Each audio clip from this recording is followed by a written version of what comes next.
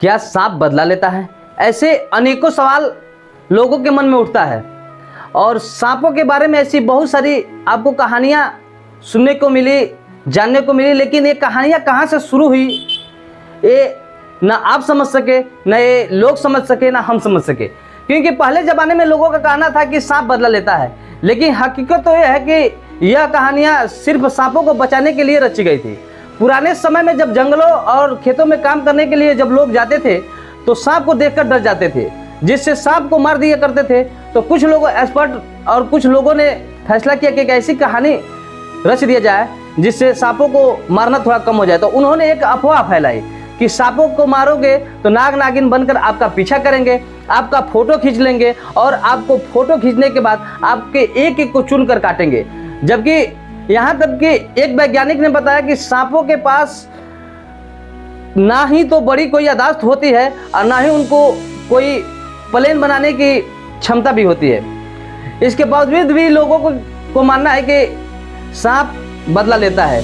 एक ऐसी ही तमाम आपको कहानियाँ कथाएं सुनने को मिल जाती है।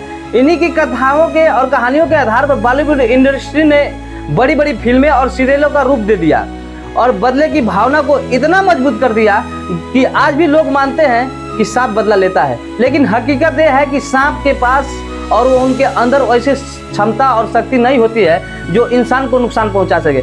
जबकि सांप के अंदर एक क्षमता है, उनको आभास होती है खतरे की, और खतरे से बचने के लिए वो अपना फन चलाते हैं और वो उस पर प्रहार करते हैं जो उनके शरीर में टच करता है या उनको कोई तकलीफ भी देता है, और उस तकलीफ से बचने के लिए अपने फन का इस्तेमाल करते हैं, जिससे लोग अगर उनके शरीर को टच करते हैं तो उनके फन से इस्तेमाल करने के बाद उनको काटा हुआ बोला जाता है। ऐसी ही कहानी एक मथुरा से निकल कर आई है, जो एक ही परिवार के 3 दिन में 3 लोगों को सांप काटा है, जिसमें एक की मौत भी हो गई है, 2 लोग अस्पताल में भर्ती भी हैं।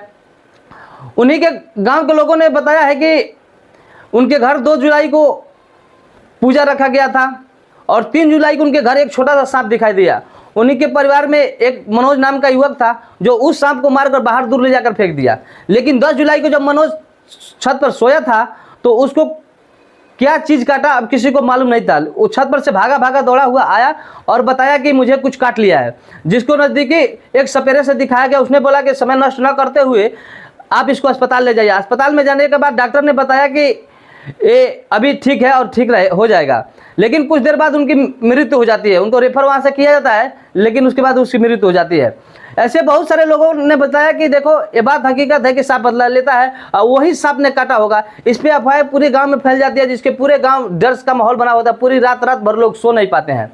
और मैं आपको बता देता हूं कि हकीकत बात यही है कि सांप ना ही तो बदला लेता है और ना ही कोई प्लान बनाता है और ना ही कोई फोटो खींचता है। आप इसकी भावनाओं में न रहिए और आप अपनी ज़िंदगी बेहतर से बेहतर बनाइए और सांपों से डरने की ज़रूरत नहीं है। हालांकि सांप से बचने की ज़रूरत है, उनसे स्पर्श न हो, उनसे दूरियां बनाने की जरूरत, क्योंकि सांप मनुष्य से डरता है। सांप से हम भी डरते हैं, लेकिन हमसे ज़्यादा सांप डरता है। लेकिन टच होने की वजह से अपना फन चलाता है, जिसकी वजह से हमारे शरीर में उसका जो विषैले जहर होते हैं वो आ जाते हैं, जिससे हमारी मौत भी